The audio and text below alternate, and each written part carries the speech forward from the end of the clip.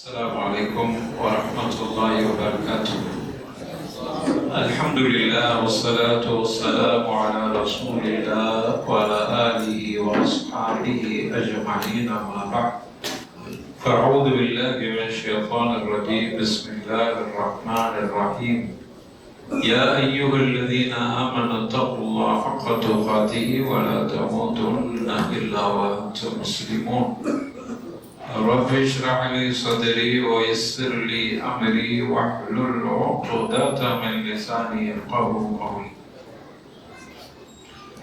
உலகத்திலே அல்லாஹ்வுக்கு மிக உகப்பான இடமாகிய இறை இல்லத்தில் அல்லாஹ்வுடைய ஃபضலையும் ரஹ்மத்தையும் மக்ஃபிரத்தையும் வேண்டியவர்களாக அமர்ந்திருக்கிறோம்.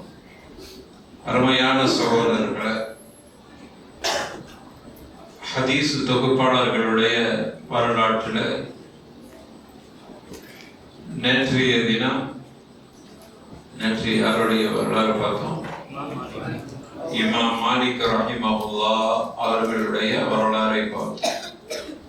அவங்களுடைய ஹதீஸ் கிரந்தமாகிய என்ன கிரந்தம்? முஸ்னது முஅத்தா என்கிற கிரந்தம். அதனுடைய ஆசிரியர் அவர்களுடைய வரலாறை பார்த்தோம். இன்று முஸ்னது ஷாஃபிஈ அப்படிங்கக்கூடிய ஒரு முஸ்னத் இருக்கு, ஹதீஸ் கிரந்தம். அவர்கள் இமாம் ஷாஃபி ரஹ்மத்துல்லாஹி அலைஹி அவர்கள் நேரடியாக தொகுக்காவிட்டாலும் அவர்களுடைய கருத்துக்களை, அவர்களின் மூலமாக அறிவிக்கப்படுகிற செய்திகளை அவர்களுடைய காலத்தில் வாழ்ந்தவர்களால் தொகுக்கப்பட்ட ஒரு முஸ்னத் அஷ்-ஷாஃபிஈ. இவங்க இமாம் மாலிக் ரஹ்மத்துல்லாஹி அலைஹி அவர்களுடைய மாணவர். நேற்று பார்த்தவே இமாம் மாலிக் அவர்களுடைய மாணவர் தான் இமாம் ஷாஃபிஈ ரஹிமஹுல்லாஹ். இவர்களுக்கு அபு அபிதில்லாஹ் என்று அழைக்கப்படுவார். இவங்களுடைய பேர் முஹம்மத் இப்னு இத்ரீஸ் அஷ்-ஷாஃபிஈ அல்-மக்கி குரைஷி. இவங்க மக்காவாசி என்கிற பெயரும், குரைஷி அவர்களுடைய ரசூலுல்லாஹ்வுடைய முப்பாட்டனார் அப்துல் மனாஃப் அவங்களோட இவர்களுடைய பாரம்பரியம் போய் தொடர்பாகிறதுனால இவங்களை குரைஷி என்று சொல்லுவாங்க. ஹிஜ்ரி 150ஆம் ஆண்டு பிறந்த, எங்க பிறந்தாங்கன்னா பாலஸ்தீன் என்கிற பகுதியில கஸா, அதுல கூட அஸ்கலான் பக்கத்துல அஸ்கலான் இருக்கு. இன்னைக்கு கூட நீங்க பார்க்கலாம் அஸ்கலான் கஸா. ஆரம்ப காலத்துல பக்கத்து ரொம்ப ஒரே, இப்ப அஸ்கலான் என்பது சிரியாவோட பார்டராக, சிரியாவோட சார்ந்ததாக இருக்கிறது. கஸா பலஸ்தீன்ல இருக்கு. ஒரு நேரத்துல எல்லாமே ஷாம் தேசம் என்று சொல்லுவார். அப்ப இது அதனால இமாம் ஷாஃபி ரஹ்மத்துல்லாஹி அலைஹி கஸால பிறந்ததாக, இன்னும் சிலர் அஸ்கலான் என்கிற பகுதியில் அங்க பிறந்தவங்களுக்கு அஸ்கலானி என்று, இப்னு ஹஜர் அஸ்கலானி என்று சொல்கிறோமே, அதனால அஸ்கலான் என்கிற பகுதியில பிறந்தது. அப்ப இவங்க கஸால பிறந்தாங்கிறது தான் சரியான, பக்கத்துல இருக்கிறதுனால அந்த சில பேர் இவங்களை அஸ்கலான்ல பிறந்தவங்க அப்படின்னு சொல்றாங்க. ஆனா கஸால பிறந்ததுதான் சரியான. இவர்கள் சிறு வயதா இருக்கும் போதே தந்தையை இழந்துட்டாங்க. ரொம்ப வறுமையிலேயே வாழ்ந்தவங்க. அவங்களுடைய தாயார் அவங்களுடைய வளர்ச்சிக்கும் அவங்களுடைய கல்வியில் அடைந்த முதிர்ச்சிக்கும் தாயே பிரதான காரணமாக இருக்கிறார். 7 வயசுல குர்ஆன் ஹாஃபிஸ் ஆயிட்டாங்க. 10 வயசுல முஅத்தா, இமாம் மாலிக் ரஹ்மத்துல்லாஹி அலைஹி எழுதிய கிதாபு முஅத்தாவை சனதன் வ மத்தன் மனப்பாடம் பண்ணிட்டாங்க. அதோட அறிவிப்பாளர் வரிசையில ஹதீஸை மனப்பாடம் பண்ணிட்டாங்க. 15 வயதுல ஃபத்வா கொடுக்கிற அளவுக்கு தகுதி அடைஞ்சிட்டாங்க. இமாம் ஷாஃபிஈ ரஹ்மஹுல்லாஹ் இமாம் மாலிக் ரஹ்மத்துல்லாஹி அலைஹி அவங்கள்ட்ட பாடம் படிப்பதற்காக அவங்க தாயார் அனுப்பி வைக்கிறாங்க. அங்க மதரசால சேர்ந்து கொள்வதற்கு ஒரு வரைமுறை வச்சிருப்பாங்க. எல்லா மதரசால அப்படிதான். ஹிஃப்ஸ் மதரசால சேர்றதுக்கு என்ன தகுதி வச்சிருப்பாங்கன்னா, குர்ஆன் சரளமா ஓத தெரியணும், அவதான் ஹிஃப்ஸ்ல சேர்த்துக்கிறோம். ஆலிம் கோர்ஸ் படிக்க போறோம்னா குறைஞ்சபட்சம் ஒரு 10th முடிச்சிருக்கணும், அப்புறம் குரான் பார்த்து சரியா ஓத தெரியணும், இப்படி எல்லாம் வச்சிருக்கிற மாதிரி அன்னைக்கு இமாம் மாலிக் ரஹ்மத்துல்லாஹி அலைஹி இமாம் ஷாஃபி ரஹ்மத்துல்லாஹி அலைஹி போய் நான் உங்க மதரசால படிக்கணும்னு அவங்க தாயார் கூட்டிட்டு போகும்போது இமாம் மாலிக் ரஹ்மத்துல்லாஹி அலைஹி கேட்கிறாங்க, எங்க என்கிட்ட படிக்கிறதா இருந்தா உங்ககிட்ட என்ன தகுதி இருக்குதுன்னு கேட்கிறான், என்ன தெரியும் அப்படிங்கிறான். அப்போ இவரு சொன்னாரு, இமாம் ஷாஃபி ரஹ்மத்துல்லாஹி அலைஹி சிறுவரா இருக்கார், எனக்கு முஅத்தா கிதாபு ஹிஃப்ஸ் மனப்பாடம் அப்படிங்கிறார். அவங்க எழுதின கிதாப் இமாம் மாலிக் ரஹ்மத்துல்லாஹி அலைஹி முழுசா மனப்பாடம், சனதன் மத்தனன் மனப்பாடம் அப்படின்னு ஈத்ரா ஓதுப்பா அப்படின்னா அந்த ஹதீஸ் எல்லாம் சொல்றாங்க. ஹத்தத்னா ஃபுலான் ஃபுலான் அனி நபி ஸல்லல்லாஹு அலைஹி வஸல்லம் قال அப்படின்னு ஹதீஸ் முழுசா சனதோட மொத்த முழுசா சொல்லிட்டாங்க. உடனே அவங்கள சேர்த்துட்டாங்க, படிச்சாங்க. அப்புறம் பகதாதுல போய் படிக்க போனாங்க, மிஸ்ருக்கு போனாங்க, எகிப்துல போய் படிச்சாங்க. அதுக்கு பிறகு மதீனாவுக்கு போய் மதீனாவோட அங்க உள்ள இமாம் மாலிக் ரஹ்மத்துல்லாஹி அலைஹி அவங்கள்ட்ட ரொம்ப நாளா படிச்சாங்க. அப்புறம் யமனுக்கு போனாங்க. அப்போ ஹிஜ்ரி 184ல பகதாதுக்கு போறாங்க. அங்க போய் காதி முஹம்மது ஹசன் அஷ்-ஷைபானி அவங்கள்ட்ட படிக்கிறாங்க.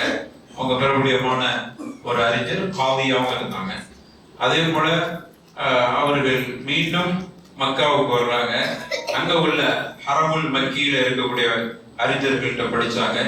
மீண்டும் பகதாதுக்கு சில ஹதீசுகள் பகதாதுல இருக்கிறவனே அங்க போறாங்க, எகிப்துக்கு போறாங்க. இப்படி சுற்றிய பகதாத், எகிப்து, அப்புறம் மக்கா, மதீனா போன்ற பகுதிகளில் எல்லாம் அவர்கள் போய் கல்வியை தேடினார்கள், கற்றுக்கொண்டார்கள். கற்றெல்லாம் முடிச்ச பிறகு தன்னுடைய தாயாருக்கு மடல் எழுதுறார். அருமை தாயே, நான் படித்து முடித்து விட்டேன், எனக்கு நிறைய பரிசுகள் கிடைச்சிருக்கிறது, நிறைய சனது கிடைச்சிருக்குது, என்னுடைய கல்வியை போற்றி அவ்வளவு பரிசுகளை தந்திருக்கிறாங்க, நான் இல்மையும் அதபையும் கற்றுக்கொண்டேன், ஊருக்கு விரைவில் வருகிறேன் அப்படின்னு ஒரு மடல் எழுதுறான். அந்த தாய், சந்தோஷப்பட வேண்டிய தாய், மகனுக்கு பதில் எழுதுறாங்க, நீ படித்தது போதுமானதாக தெரியவில்லை. இங்கெல்லாம் போயிருக்கிறான், பகதாதுக்கு 2 தடவை போயிருக்கிறான், எகிப்துல போய் படிச்சிருக்கிறாங்க, மக்காவுக்கு போயிருக்கிறாங்க, மதீனாவுக்கு போயிருக்கிறாங்க, குரான் ஹாஃபிதுல் குரான், முஅத்தா கிதாப் ஹிஃப்ஸ், இவ்வளவு இருந்தும் இவ்வளவு பரிசுகள்லாம் பெற்றிருக்கிற, நான் இல்மையும் அதபையும் படிச்சுட்டேன்னு உமாவுக்கு எழுது, நான் சந்தோஷப்படணுமா இல்லையா? அந்த தாய் சொல்றாங்க, இல்ல நீ படிச்சது காணாது, நான் உன்னை அனுப்பியது அதபையும் இல்மையும் படி என்று அனுப்பினேன், நீ படிச்சது இல்மையும் அதபையும் படித்திருக்கிறாய், எனவே நீ முதல்ல அதபையும் இல்மையும் படி, அதற்கு பிறகு நீ ஊருக்கு வா அப்படின்னா. வித்தியாசம் புரிகிறதா? இல்மும் அதபும், இவங்க மடல் எழுதும் அப்படிதான், இல்மையும் அதபையும் படித்தது, கல்வியையும் நல்லொழுக்கத்தையும் படித்திருக்கிறேன் அப்படின்னு எழுதலாம். அதுக்கு அந்த தாய் திருத்தம் பண்றாங்க, நீ படித்தது போதாது, நல்லொழுக்கம் அதற்கு பிறகுதான் அப்படின்னு. ஏனென்றால் ஒரு அறிஞர்கிட்ட கண்டிப்பா முதல்ல ஒழுக்கம் இருக்கு, அப்படிதான் ஒழுக்கம் இல்லாம அவன் எவ்வளவு பெரிய அறிஞனாக இருந்தாலும் எவ்வளவு படித்தாலும் சரி, என்ன கிதாபை கரைச்சி குடிச்சிட்ட பெரிய அல்லாமா தகர் மாகிர் எப்படியா இருந்துட்டு போகட்டும், அவர்கிட்ட ஒழுக்கம் இல்லைன்னா அந்த இல்முக்கு எந்த வாய்தாவும் இல்லை. அதனாலதான் நீங்க பாருங்க, நம்ம வரலாற்றுல பார்க்கிறோம், பெரிய பெரிய உலமாக்களா இருப்பாங்க, அவங்கள்ட்ட ரொம்ப பணிவு இருக்கும், ஒழுக்கம் இருக்கும், பேச்சில் நடினம் இருக்கும், அவர்கள் அடக்கமாக இருப்பாங்க, இபாதத்து என்று இவைகள் வைத்து அறிஞர்களை கண்டுபிடிக்கலாம். சலஃபு சாலிஹீன்கள் யாராவது அறிஞர் என்பதை எப்படி கண்டுபிடிப்பாங்க?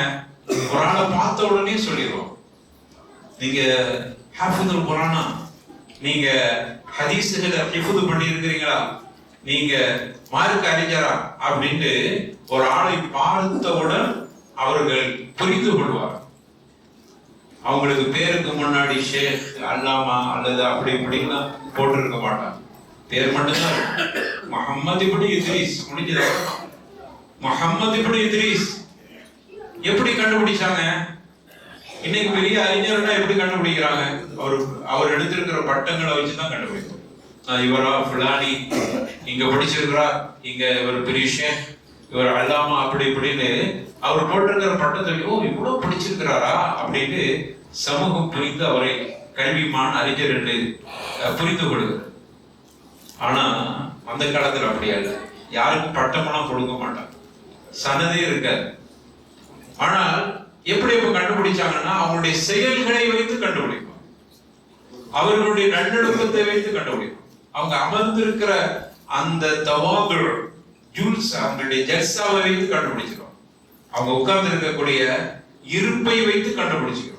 ஒரு ஆலிம் எப்படி உட்கார்வாரோ அப்படி உட்காருவாங்க, ஒரு ஆலிம் எப்படி நடப்பாரோ அப்படி நடப்பார், ஒரு ஆலிம் எப்படி உடுத்துவாரோ அப்படி உடுத்துவார், ஒரு ஆலிம் எப்படி பார்க்கணுமோ அப்படி பார்ப்பார், ஒரு ஆலிம் எப்படி பேசணுமோ அப்படி பேசுவார், ஒரு ஆலிம் எப்படி எல்லா விஷயங்களிலும் சிந்தனைகளிலும் அனைத்தும் ஒரு ஆலிமா இருப்பார். இன்னைக்கு அப்படியே இருக்குது. இன்னைக்கு நம்ம யாரெல்லாம் பெரிய அறிஞர் நினைக்கிறோமோ அவர்களுடைய நிலையெல்லாம் என்ன? அவர் படிச்சிருக்கிறத வச்சுதான் அறிஞர் என்று சொல்ல முடிகிறதே தவிர அவருடைய செயலை வைத்து சொல்ல முடியும். இதான் ரெண்டுக்கும் வித்தியாசம். அவர் இமாம் ஷாஃபிஈ ரஹிமஹுல்லாஹ் அவர்களுடைய தாயார் எவ்வளவு திருத்தம் கொடுக்குறாங்க. நான் இல்மையும் அதபையும் கற்றேன், இல்லை மகனே நீ படித்தது போதாது, முதல்ல நல்லொழுக்கத்தை அதபை படி, அப்புறம். அதுதான் ஒரு அரபு கவிஞர் சொல்கிறார், லைஸல் யதீமுல் லதீ கத் மாத வாலிதுஹு இன்னல் யதீம பிலா இல்மின் வல அதப் அப்படின்னு. அனாதை என்றால் பெற்றோர்கள் இல்லாதவர்கள் மட்டும்தான் அனாதை என்று நாம் நினைத்துக் கொண்டிருக்கிறோம். உள்ளபடியாக பெற்றோர் இல்லாதவர்கள் அனாதை மாதிரி யாரிடத்தில் நல்லொழுக்கமும் இல்மும் கல்வியும் இல்லையோ அவர்கள் எல்லாம் அனாதைகள். உண்மையதான். ஆக இந்த அடிப்படையில இமாம் ஷாஃபி ரஹ்மத்துல்லாஹ் அவங்களுடைய தாயாரால் திருத்தப்படுறோம். தன்னுடைய தாயார் சொன்ன பிறகு இவ என்ன படிப்பறிவு இல்லாத தாயார், அவர் நம்ம கல்வியும் ஒழுக்கத்தையும் படிச்சிருக்கிற அது கூட புரிய தெரியல அப்படின்னு வியாக்கியானம் சொன்னாங்களா? ஒரு அறிஞர், அதனால அவர் தாயுடைய கருத்தை ஏற்று இன்னும் பல நாடுகளுக்கு அதுக்குதான் அவரு திரும்பவும் பயணமாகிறார் கல்வி கற்க. அதுக்கு பிறகு அவங்க ரிசாலா அப்படின்னு ஒரு கிதாப் எழுதுறாங்க. ரிசாலா இன்னைக்கும் அந்த ரிசாலா கிதாப் அதற்கு நிகராக யாராலும் கிதாப் எழுத முடியும். ரிசாலா என்கிற கிதாப் உசூல் ஃபிக்ஹ், உசூல் ஹதீஸ், உசூல் தஃசீர் அனைத்திற்குமான ஒரு கிதாபாக இருக்கு. நீங்க உசூலை படிச்சுக்கிறேன்னா ஒவ்வொன்றுக்கும் உசூல் இருக்கிற அடிப்படை, உசூல்னா அடிப்படை, ஒவ்வொன்றுக்கும் அடிப்படை இருக்கு. ஃபிக்ஹ் எடுத்துக்கிட்டா அதற்குன்னு ஒரு அடிப்படை இருக்கு, ஹதீஸ் எடுத்துட்டு அதற்குன்னு ஒரு அடிப்படை இருக்கு, தஃசீர் எடுத்துட்டு அதற்குன்னு அடிப்படை இருக்கு. இந்த அடிப்படைகளை கற்றுக்கொள்ள வேண்டுமானால் ரிசாலாவை படித்தாலே போதுமானது. எந்த அளவுக்கு சொல்றாங்கன்னா, ரிசாலா என்கிற கிரந்தம் இமாம் ஷாஃபிஈ ரஹிமஹுல்லாஹ் அவர்களுடைய கல்விக்கு பெரிய சான்று, அவங்க பெரிய அறிஞர் என்பதற்கு அதுவே பெரிய சான்றாக இருக்கிறது. அந்த அளவுக்கு எழுதியிருக்கிறார். இமாம் மாலிக் ரஹ்மத்துல்லாஹி அலைஹி அவங்கள்ட்ட மாணவரா படிச்சுட்டு இருக்கும் போது அவங்க பாக்குறாங்க, பார்த்துட்டு இமாம் ஷாஃபி ரஹ்மத்துல்லாஹி அலைஹி பார்த்து சின்ன பிள்ளையா இருக்கும் போது சொல்றாங்க, இத்தகில்லா வஜ்தனிபில் மஆசி, அருமை மாணவனே அல்லாஹ் பயந்துக்க, பாவத்தை விட்டு தவிர்த்துகள், ஃபஇன்னஹு சயகூனு லக ஷஅனுன் மின் ஷஅனில்லாஹ். நான் உன்னை பார்க்கிறேன். அவங்க சொல்றாங்க, ஒரு பெரிய அறிஞர் தன்னுடைய மாணவர்களுடைய தரத்தையும் மாணவர்களுடைய வருங்கால அவர்களுடைய அந்த சிந்தனையையும் பார்வையிலேயே பெரிய அறிஞர். இது கராமத்தோ முஅஜிசாத்தோ அற்புதமோ அல்லது பெரிய அடுத்தவங்க ஒரு ஆளை பார்த்தவனே கண்டுபிடிச்சிட்டாங்க ஏதோ அதிசயம் இல்ல. ஒரு அறிஞர் தன்னுடைய மாணவர்களை ஒவ்வொருவர்களையும் ஈஸியா அவரை பார்த்தவனே கண்டுபிடிக்கும். இந்த மூஞ்சி கல்வி கற்கும், இந்த மூஞ்சி கல்வி கற்காது. ஒரு ஆசிரியரால் கண்டிப்பாக கண்டுபிடிக்க முடியும். ஆசிரியரால, சரியான ஆசிரியரால இருந்தார். அதுக்காக அந்த மூஞ்சி கல்வியை கற்க முடியாதுன்னு அவரை இழிவுபடுத்தி வெளியில விரட்ட மாட்டாங்க, கண்டுபிடிச்சிருவாங்க. அப்படிப்பட்டவர்கள் மீது கூடுதல் அக்கறை எடுத்துக்கொள்வார். அதுதான் அவங்களை இழிவுபடுத்துவதற்கு. அதை உள்ளபடியாக ஒவ்வொரு தேர்ச்சி பெற்ற அறிஞர்களும் கண்டுபிடிச்சுக்கிறாங்க. அதே மாதிரி இமாம் மாலிக் ரஹ்மத்துல்லாஹி அலைஹி அவருடைய மாணவர் ஷாஃபி ரஹ்மத்துல்லாஹி அலைஹி அவங்கள பார்த்த உடனே சொல்றாங்க, அருமை மாணவரே, அல்லாஹ்வை பயந்துக்கிறங்க, பாவத்துல ஈடுபடாதீங்க. சயகூனு லக்க ஷர்னுன், நான் உங்களை பார்க்கும்போது தெரியுது உங்களுக்குன்னு ஒரு அந்தஸ்து வருங்காலத்துல இருக்குது அப்படிங்கிறத உங்களை பார்க்கும்போது எனக்கு புரிகிறது. உங்களுடைய கல்வி தரத்தால் இந்த சமூகம் பயனடையும் என்பதையும் பாருங்க. ஏன்னா உங்கள்ட்ட ஒரு ஆர்வம் எதை வச்சு கண்டுபிடிச்சாங்க? மறுமையா, அதாவது இனிமேல் நடக்க போற மறைவான ஞானத்தை அறிஞ்சாங்கன்னு அர்த்தம் அல்ல. அவருடைய நடவடிக்கை, அவருடைய பேச்சு, அவருடைய பண்பு, அவருடைய காதத்து, அவருடைய ஒழுக்கம், இதையெல்லாம் பாக்குறாங்க. பார்த்துட்டு அவங்க சொல்றதுதான். எனவே உங்கள்கிட்ட நிறைய பண்பு இருக்கிறதுனால நாளைக்கு பெரிய அறிஞரா வருவீங்கன்னு நான் உணர்ந்து கொள்கிறேன். அல்லாஹ் உங்களுக்கு அந்த வாய்ப்பை தருவான். உங்க இதயத்துல ஒரு பிரகாசத்தை என்னால் பார்க்க முடியும். இதயத்துல உள்ள பிரகாசத்தை முகத்துல பார்ப்பான். அகத்தின் அழகு முகத்தில் தெரியும். அத ஒரு உணர்வா கண்டுபிடிச்சிட்டு சொல்றாங்க. இப்படிலாம் சொல்லிட்டு அவங்க சொல்றாங்க, நீ ஒரு காலத்திலும் பாவத்தில் ஈடுபட்டாதீங்க. இதான் சொல்றோம். ஏனென்றால் உங்க கல்விட உள்ள பிரகாசம் அழிந்து போய்விடும். பாவம் செய்யாம அவங்களை பாதுகாத்துக் கொள்ளுங்கள் அப்படின்ட்டு அந்த மாணவருக்கு உபதேசம் செஞ்சாங்க இமாம் மாலிக் ரஹ்மத்துல்லாஹி. அதே போல இமாம் ஷாஃபி ரஹ்மத்துல்லாஹி பெரிய அறிஞராக வந்துட்டாங்க. அவங்க தன்னுடைய இரவு பொழுதை 3 பங்குகளா வைப்பாங்க. இரவு பொழுது ஒரு பகுதி கிதாபத்து எழுதுறதுக்காக வைப்பாங்க. நிறைய கிதாப் எழுதியிருக்கிறாங்க. கிதாப் உம்மு கேள்விப்பட்டிருப்பீங்க. இமாம் ஷாஃபி ரஹ்மத்துல்லாஹி அலைஹி அவங்களுடைய கிதாப். அந்த இப்படி எழுத்து துறைக்காக வேண்டிய, எழுத்து பணிக்காக வேண்டி இரவின் ஒரு பகுதியை எழுதுறதுக்கு, இன்னொரு பகுதி இபாதத்துக்கு செலவழிச்சிருவாங்க. 3வது பகுதி உறங்குவதற்கு, தூங்குவதற்கு பயன்படுத்திக் கொள்வாங்க. மனன சக்தியில பேராற்றல் மிக்கவராக இருந்தாங்க. ரொம்ப அற்புதமான மனன சக்தி இருக்குது. இவர்களுடைய ஆசிரியர் வக்கீல் என்று சொல்லக்கூடியவங்க ஒரு பெரிய அறிஞர், தப்சீர் கடை வல்லுநர். அவங்கள்ட்ட இவங்க போய் படிச்சிருக்கிறாங்க. அவங்கள்ட்ட தப்சீரை படிச்சாங்க வக்கீல்கிட்ட. அதே போல இவர்களுடைய மாணவர்கள், இவங்களுடைய உஸ்தாது பெரிய பெரிய ஆட்களா இருக்கிற மாதிரி இவர்கள்ட்ட படிச்ச மாணவர்கள் அப்படின்னு எடுத்துக்கிட்டா இமாம் அஹ்மது ரஹ்மத்துல்லாஹ், முஸ்னத் அஹ்மது கிரந்தம், ஹதீஸ் கிரந்தம் இருக்குது. அதனுடைய ஆசிரியர் இமாம் அஹ்மத், இமாம் ஷாஃபி ரஹ்மத்துல்லாஹி அலைஹி அவங்கள்ட்ட படிச்சவங்க. அதே போல இஸ்ஹாக் இப்னு ராகவைஹி, நீங்க கேள்விப்பட்டிருப்பீங்க. யார் சொல்ற? இஸ்ஹாக் இப்னு ராகவைஹி. வேற அவர் யாருடைய ஆசிரியர்? இமாம் புகாரி ரஹ்மத்துல்லாஹி. மாஷா அல்லாஹ். இமாம் புகாரி ரஹ்மத்துல்லாஹி அவங்களுடைய ஆசிரியர். இமாம் புகாரி இமாம் கிதாபு எழுதுறதுக்கு காரணமே யாரு? அவருடைய உஸ்தாதாகிய இஸ்ஹாக் இப்னு ராகவைஹி. அவங்களுக்கு இமாம் ஷாஃபி ரஹ்மத்துல்லாஹி அலைஹி உஸ்தாத். இமாம் ஷாஃபி ரஹ்மத்துல்லாஹி அலைஹி தான் இஸ்ஹாக் இப்னு ராகவைஹி படிச்சிருக்காங்க. அதே போல இஸ்ஹாக் இப்னு ராகவைஹி புகாரிக்கு உஸ்தாத், முஸ்லிம் ரஹ்மத்துல்லாஹி அலைஹி அவங்களுக்கு உஸ்தாத். அந்த உஸ்தாத் இவருடைய மாணவர் இமாம் ஷாஃபி ரஹ்மத்துல்லாஹி அலைஹி அவர்களுடைய மாணவர். அந்த அளவுக்கு பெரிய அறிஞர்கள். இவங்கள்ட்ட படிச்சவங்கன்னா பெரிய பெரிய அறிஞர்கள். அறிஞர்கள் மட்டுமல்ல, அறிஞர்களை உருவாக்குற அளவுக்கு உண்டான அறிஞர்களாக இருந்தார். இஸ்மாயில் இப்னு யஹ்யா அல்-முஸ்னி இவருடைய மாணவர். ரபீ' இப்னு சுலைமான், இந்த அறிஞர்கள்லாம் இவருடைய மாணவர். அதே போல இமாம் ஷாஃபி ரஹ்மத்துல்லாஹி அலைஹி அவர்கள் ஒரு இஹ்திலாஃப் விஷயத்துல, கருத்து வேறுபாடு உள்ள விஷயத்துல எப்படி அணுகுனாங்க, இதான் ஒரு அறிஞருக்கு உண்டான அழகு. அவர்கிட்ட யூனுஸ் இப்னு அப்துல் அலா அஸ்-ஸதஃபி அப்படின்னு ஒரு மாணவர் படிச்சுக்கிட்டு இருந்தார். யாருக்கிட்ட? இமாம் ஷாஃபி ரஹ்மத்துல்லாஹி. அவருடைய பேர் யூனுஸ். படிச்சுட்டு இருக்கும்போது யூனுஸ் மாணவர்னா ஒன்றும் தெரியாத மாணவரா இல்ல, அவரும் அறிஞர். படிச்சுக்கிட்டு இமாம் ஷாஃபி கிட்ட கூடுதல் இல்மை படிக்கிறதுக்காண்டி வந்திருக்கிறார். அப்போ இமாம் ஷாஃபி ரஹ்மத்துல்லாஹி ஒரு கருத்தை சொல்றாங்க. யூனுஸ் ஏற்கனவே ஒரு அறிஞர் தானே, அந்த கருத்தை இவங்க மறுக்கிறாங்க. ஆசிரியர் சொன்ன கருத்து கூட இல்ல இல்ல அது இப்படி அப்படின்னு 2 பேருக்கும் வாக்குவாதம் வருது. யாருக்கும்? ஆசிரியருக்கும் மாணவருக்கும் மத்தியில ஒரு கருத்து வேறுபாடு வருது. ஆசிரியர் இமாம் ஷாஃபி ரஹ்மத்துல்லாஹி அலைஹி ஒரு மசாலா விஷயத்துல புரிந்து கொண்ட விதத்தை சொல்லும் போது யூனுஸ் அவருடைய மாணவர், ஆனாலும் கூட அவரும் ஒரு அறிஞர், அவரு இல்ல உஸ்தாத் நீங்க சொல்ற கருத்து இல்ல இப்படிதான் அப்படின்னு 2 பேருக்கு மத்தியில கருத்து வேறுபாடுகள் வந்து அவங்க பேசிக்கிறாங்க. அப்படி இருக்கும்போது ஒரு கட்டத்துல யூனுஸுக்கு கோபம் வந்துருச்சு. அவரு அறிஞர் தானே.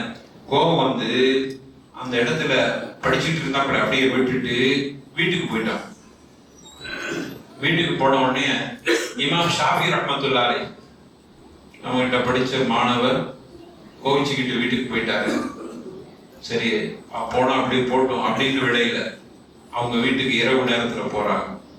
போய் யூனுஸுடைய வீட்டுல போய் யூனுஸ் அப்படின்னு கூப்பிட்டு ஜமஅனா மிஹாத்தில் மசாயில் وتفرقنا مسألة يا يونس لا تحاول الانتصار في كل الاختلافات. ஒரு பெரிய உபதேசமே செய்யறாங்க. என்ன சொல்றாங்க? யூனுஸ், நாம பல நூற்றுக்கணக்கான மஸ்அலாவில் சட்டங்களில் நாம் ஒன்றுபடுகிறோம். நூற்றுக்கணக்கான சட்டங்களை நானும் நீனும் ஒரே கருத்துல இருக்கிறோம்.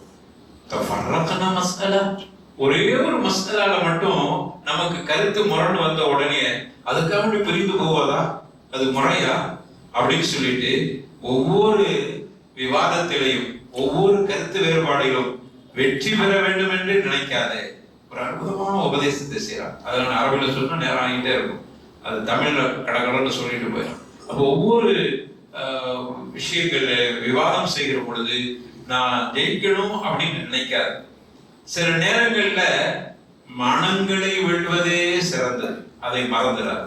மனங்களை வெல்வதற்கு பார். முக்கியமாக ஒரு உதாரணம் சொல்றாங்க. நீ கட்டிய பாடங்களை உடைத்து விடாது. ஜிஸ்ர் பாடங்கள் கட்டி இருக்கிறான்னு அதை உடைச்சிடாது. ஏன் தெரியுமா? ஒரு நாள் அதை பயன்படுத்தி அந்த பாடத்தின் வழியாக நீ திரும்பி வர வேண்டியிருக்கும். அதை மறந்துடாத. ஒரு அற்புதமான உபதேசத்தை செய்யறாங்க.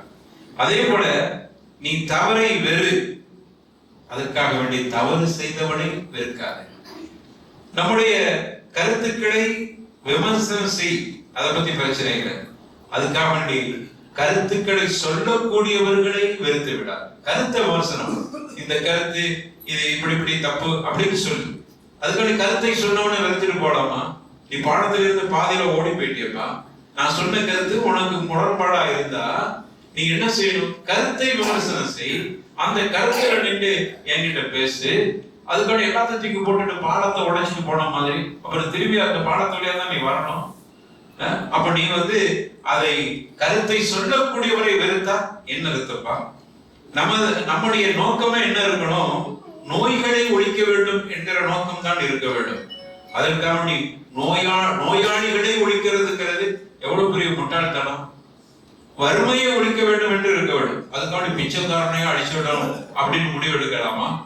அப்படின்னு சொல்லி ஒரு நீண்ட உபதேசம், அது தத்துவம் சொல்லுவாங்க. ஹிக்மா நூல்தா. இமாம் ஷாஃபி ரஹ்மத்துல்லாஹி அலைஹி நிறைய தத்துவம் பேசியிருக்கிறார்.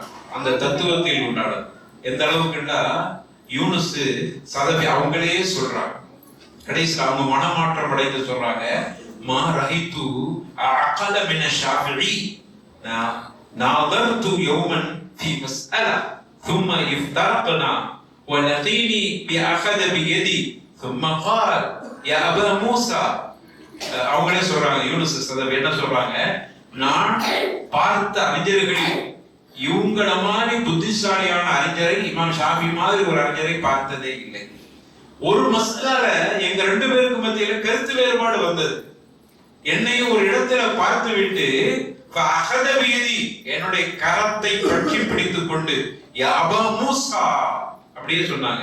என்னுடைய அருமையான அபு மூசாவே கையை பிடிச்சிட்டு சொல்றாங்க, ஒரு விஷயத்தில் நாம் ஒன்றுபடாவிட்டாலும், ஒரு மசாலாவில் ஒன்றுபடாவிட்டாலும் நாம் சகோதரனாக என்றுமே நீடிக்கலாம. அதுல ஏதாவது தடை இருக்குதா? மசாலால நம்ம கருத்து வேறுபாடு வரலாம், அதுக்காண்டி சகோதரத்துவத்துல எப்படிப்பா முரணாக இருக்க முடியும் அப்படின்னு என்னை பார்த்து சொன்ன அந்த வரிகளும் வார்த்தைகளும் எனக்கு இமாம் ஷாஃபி ரஹ்மத்துல்லாஹி அலைஹி மீது அவ்வளவு பெரிய அந்தஸ்து வந்து விட்டு பாடத்துல பாதியில ஓடுன ஒரு மாணவராகிய யூனுஸ் என்கிற மிகப்பெரிய அறிஞர் இமாம் ஷாஃபி ரஹ்மத்துல்லாஹி அலைஹி அவர்களுடைய பெருந்தனை தான் ஒழுக்கம்ங்கிறது. ஒழுக்கம் என்பது இதுதான். அவர்களுடைய பேச்சில நடவடிக்கையில ஒரு கருத்து வேறுபாடு உள்ள மசாலால எப்படி அடையும். இன்னைக்கு எப்படி இருக்குது? நம்முடைய காலகட்டத்தில். இதெல்லாம் படிச்சுதானே நம்ம இருக்கிறோம். இன்னைக்கு ஒரு சின்ன மஸ்கலால நமக்குள்ள வேறுபாடு வந்துட்டா எந்த அளவுக்கு பிளவுகளும் பிரச்சனைகளும். இன்னைக்கு உள்ள பிளவுகள்னா என்னங்க, சின்ன சின்ன விஷயங்கள் தான், பெரிய அளவுல இல்லை. ஆனா எவ்வளவு இடைவெளி இருக்குது பாத்தீங்களா? எவ்வளவு பெரிய ஒவ்வொரு அறிஞர்களுக்கு மத்தியில் இடைவெளி இருக்குது. ஒரு கருத்தை ஒரு அறிஞர் ஒரு கருத்தை பேசுகிறார். சமீபத்துல ஒரு அறிஞரை பற்றி என்கிட்ட ஒருத்தர் சொன்னார், ஒரு கருத்து சொன்னார். இந்த அறிஞர் இப்படிப்பட்டவர், ஆனா இப்படியான விஷயங்கள்லாம் விமர்சனங்கள் நிறைய செஞ்சிருக்கிறார் அப்படின்னு ஒரு மூத்த அறிஞரை பற்றி என்கிட்ட அந்த கருத்து சொன்னார். அப்போ நான் கேட்டேன், அந்த அறிஞர் இப்படியான தப்புகளை செஞ்சிருக்கிறாருன்னா அவரை கூப்பிட்டு பேச வேண்டியதானே அப்படின்னு. அது இப்படி சொல்லி முடிச்சு கொஞ்ச நாள்ல திரும்ப அந்த சகோதரரை சந்திக்கிறார். அவரும் ஒரு மார்க் அறிஞர். அப்ப அவர் சொல்றாரு, நீங்க சொன்ன மாதிரி அவரை கூப்பிட்டு பேசிட்டோம். அவர் என்ன செய்தார்?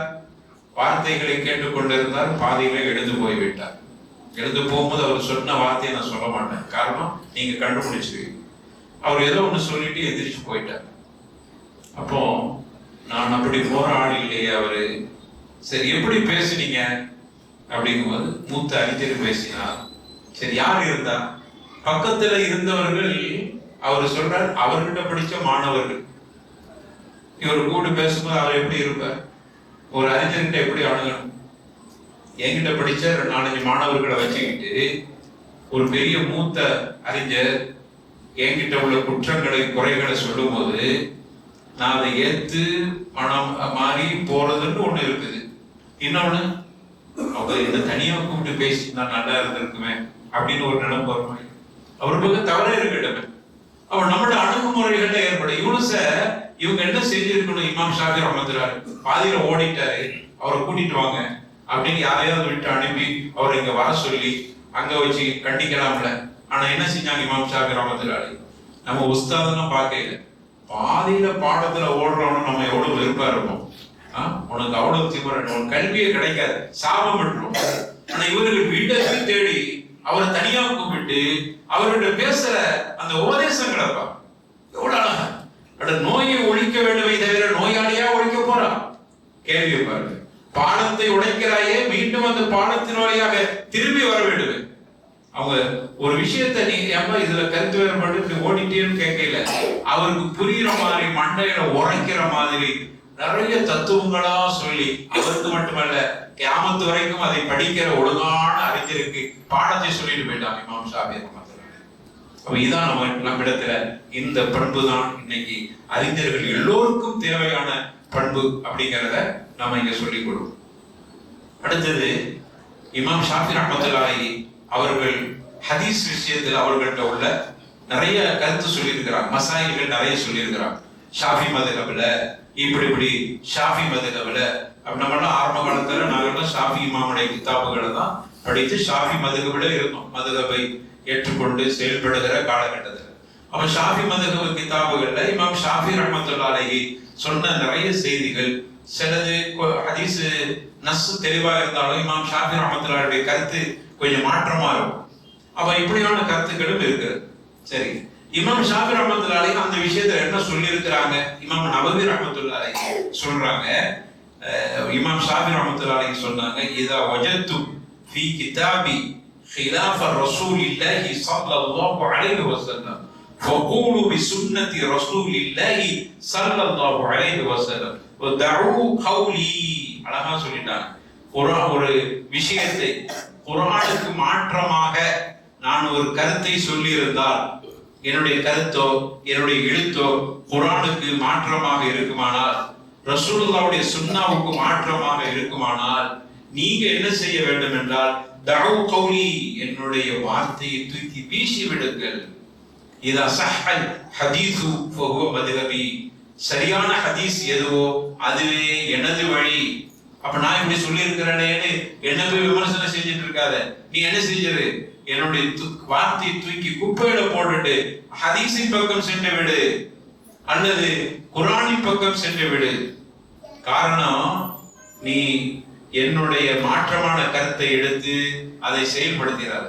இன்னைக்கு ஷாஃபி மதுஹப்ல இருக்கிற உலமாக்களுக்கு அர்த்தம் சொல்றோம். நீங்க ஷாஃபி இமாமுடைய கருத்தை கிதாபை படிங்க, வாசிங்க.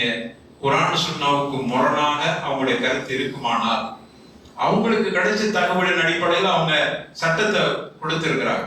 அதுக்கு மாற்றமா இருக்குமானா நீங்க ஹதீஸை எடுத்துருங்க. நாங்க ஷாஃபி மதுஹப் அப்படின்னு அதுலயே பிடிவாதமா இருக்காங்க. அதை யாரே ஒத்துக்கிறே இல்ல, இமாம் ஷாஃபி இமாமே ஒத்துக்கிறேன்.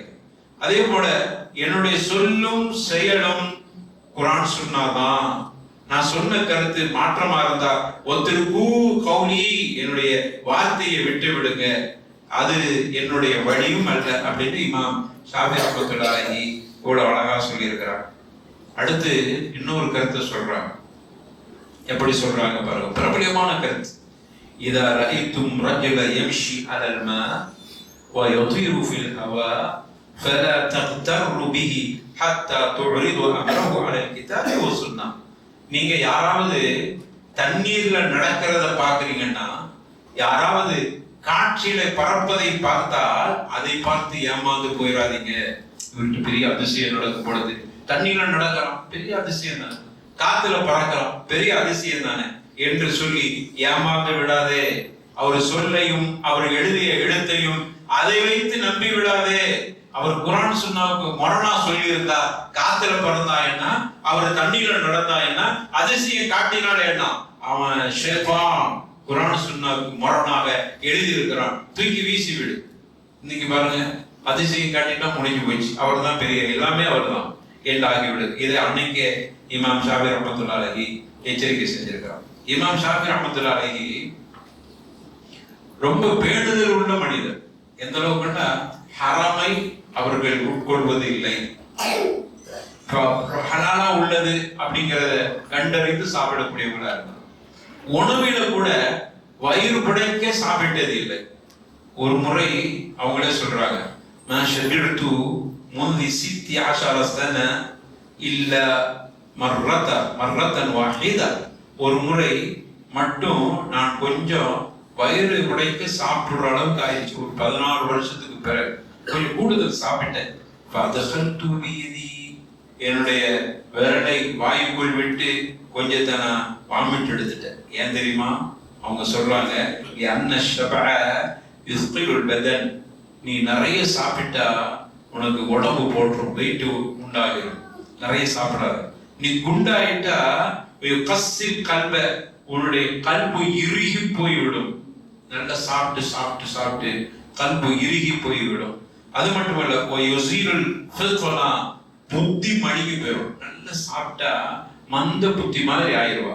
அதனால அப்படி சாப்பிடாத. நான் அப்படி ஒரு நாள் சாப்பிட்டுட்டு வெளியே கக்க ஆரம்பிச்சேன்டா அந்த டேஸ்ட் என்ன இழுக்கிறது. அதனால அப்படி செஞ்சிடாதீங்க. அதே போல அவன் என்னதான் நடக்கும், உடம்பு போட்டுரும், கல்பு இதயம் இறுகிவிடும், புத்தி மந்த புத்தி ஆகிவிடும், அதிகம் தூக்கம் வந்துடும், இபாதத்தில் பலவீனம் ஏற்பட்டு. நீ சரியா சாப்பிட்டுட்டு வாங்க, எத்தனை ரெக்கார்ட் நீங்க அழகா தொடும். நமக்கு 2-3 ரெக்கார்ட் தொடுவோட சோர்வு வருது பார்த்தீங்களா? அது காரணம் என்ன? இஃப்தாருக்கு பிறகு நான் உள்ள செலுத்திய ஆகாரங்கள் அதனுடைய அந்த வெயிட் தான் நம்மளால நிக்க முடியல இபாதத்துல. அப்ப நம்ம அதான் அவங்க சொல்றாங்க, இபாதத்தை செய்வதற்கு ஒரு பலகீனம் ஏற்பட்டு, ஏன்னா வெயிட் கூடிருச்சு. அதனால உணவை நீ சரியாக உட்கொள். பெரிய தத்துவங்களை, வெறும் மார்க்கத்தை மட்டும் சொல்லல, தத்துவங்கள் நிறைய சொல்லுங்க. தூய்மை பற்றி சொன்னாங்க. மன் நதஃப தௌபஹு ஃபகத் ஸாத அக்லுஹு. யாருடைய ஆடை தூய்மையா இருக்குதோ அவனுடைய புத்தி கூர்மையா இருக்கும். அப்படின்னா என்ன அர்த்தம்? நீங்க பாருங்க, தூய்மையான ஆடையை உடுத்தி பாருங்க, அழுக்கு இல்லாம நல்ல ஆடையை உடுத்தோம், நம்ம அறியாம நம்ம ஒரு புத்திசாலி மாதிரி நமக்கு சிந்தனை வரும். அது உளவியல் ரீதியான ஒரு தத்துவம். இமாம் ஷாஃபி ரஹ்மத்துல்லாஹி அலைஹி மாணவர்களுக்கு சொல்றாங்க, அழுக்கு இல்லாம கந்தலான ஆடையா இருக்கட்டும், அதை நல்ல தூய்மையா உடுத்துங்க. நீ புது ஆடையை உடுத்துன்னு சொல்ல, அழுக்கான ஆடையை உடுக்க பாக்குறோம். நம்ம பள்ளிகள்ல தொழுவ வரும்போது நம்முடைய மார்க்கம் சொல்லுது, தூய்மையான ஆடை, நல்ல தூய்மை இடம் சொல்லுவாங்க. உடல் சுத்தம், உடை சுத்தம், இடம் சுத்தம் ரொம்ப முக்கியமானது. அப்ப நம்ம உடுத்துட்டு வர்ற ஆடை நம்ம மேனியில துர்வாடை வராத அளவு இதெல்லாம் பிரதானம். இதனால் உன்னுடைய அறிவு வளர்ச்சி ஏற்படுது, புத்தி கூர்மை ஏற்படுது. இது உளவியல் ரீதியான தத்துவம். அப்ப இதை இமாம் ஷாஃபி ரஹ்மத்துல்லாஹி அலைஹி தன்னுடைய மாணவர்களுக்கு சொல்வார். இமாம் ஷாஃபி ரஹ்மத்துல்லாஹி அலைஹி பெரிய ஹாஃபிதுல் குர்ஆன், நிறைய மனன சக்தி உடையவர்கள். ஆனா கொஞ்ச நாள பாடம் எல்லாம் மறக்க ஆரம்பிச்சிச்சு, நிறைய மறக்குது. அவங்களுடைய உஸ்தாதுகிட்ட போய் கேட்கறாங்க. வக்கீல் பெரிய தஃப்சீர் அறிஞர், அவங்கள்ட்ட தஃப்சீர் படிக்கிறாங்க. அவங்களோட உஸ்தாதுகிட்ட சொல்றாங்க, இந்த மாதிரி எனக்கு நான் படிக்கிறதெல்லாம் மறந்து போகுது. முன்னாடிலாம் மொத்தாவை மனப்பாடம் பண்ண, குரானை மனப்பாடம் பண்ணிட்டேன், என்னெல்லாமோ மனப்பாடம் பண்ணுவேன், இப்ப பண்ணதெல்லாம் மறக்குது. அப்போ வக்கீல் அவங்க சொல்றாங்க, அவங்க சொன்ன கருத்தை இமாம் ஷாஃபி ரஹ்மத்துல்லாஹி இன்னொரு தரமா இருந்துச்சு. பெரிய ஷாயிர், பெரிய கவிஞர், நிறைய கவிதை எழுதுவாங்க. அப்ப உஸ்தாது கிட்ட கேட்டது கவிதையில சொல்றாங்க. ஷகவுது இலா வகீஇன் சூஅ ஹிஃதி ஃபஅர்ஷதனி இலா தர்கில் மஆசி வஅக்பிரனி பிஅன்ன இல்ம நூருன் வ நூருல்லாஹ் லா யஹ்தி லிஆசி அப்படின்னு ஒரு கவிதையாவே சொல்லிட்டாங்க. என்னுடைய உஸ்தாது கிட்ட போய் ஷக்வாவை சொன்னேன், நான் முறையிட்டேன். எப்படி முறையிடுறேன்? இந்த மாதிரி கொஞ்ச நாளா எனக்கு மறதி வந்துகிட்டே இருக்குதேன்னு சொன்னேன். அதுக்கு என்னுடைய உஸ்தாத் எனக்கு வழிகாட்டினாங்க, பாவத்தை விடு, தர்கில் மஆசி, பாவத்தை விடு. நீ பாவம் செய்ய செய்ய உன்னுடைய மெமரி என்ன ஆகுதுன்னா ராசாயிட்டே இருக்குது. பாவம் செய்ய செய்ய உன்னுடைய மனன சக்தி குறைந்து போய் விடுகிறது. ஏன்னா பாவத்தினுடைய அந்த சூழ்ச்சி உன்னுடைய ஞாபக சக்தியை மறக்கடிக்க செய்கிறது சொல்லிட்டு எனக்கு அவங்க சொன்னாங்க இன்னொரு தத்துவத்தையும். என்ற இல்மு என்பது ஒரு பிரகாசம், இல்மு என்பது நூறு. அது நூறு மட்டுமல்ல, நூறுதான் அல்லாஹ்வுடைய பிரகாசம். ஒரு பாவி கிட்ட அல்லாஹ்வுடைய பிரகாசம் எப்படிப்பா வந்து நிற்கும்? இல்மு என்பது அல்லாஹ்வின் பிரகாசம். அல்லாஹ்வின் பிரகாசம் ஒருவனுக்கு கிடைக்க வேண்டுமானால் அவன் பாவியாக இருப்பது சரியானதாக இல்லை. பாவியா இருக்கிறவன் அங்க நூறு வராது, அல்லாஹ்வுடைய நூறு கிடைக்காது. என்னுடைய பாவம் செய்ய செய்ய இல்மு என்கிற நூறு உனக்கு வரமாட்டேங்குது, அதனாலதான் மறதி வருகிறது, பாவத்தை விடு அப்படின்னு சொன்ன உபதேசத்தை கவிதையாக சொல்றான்.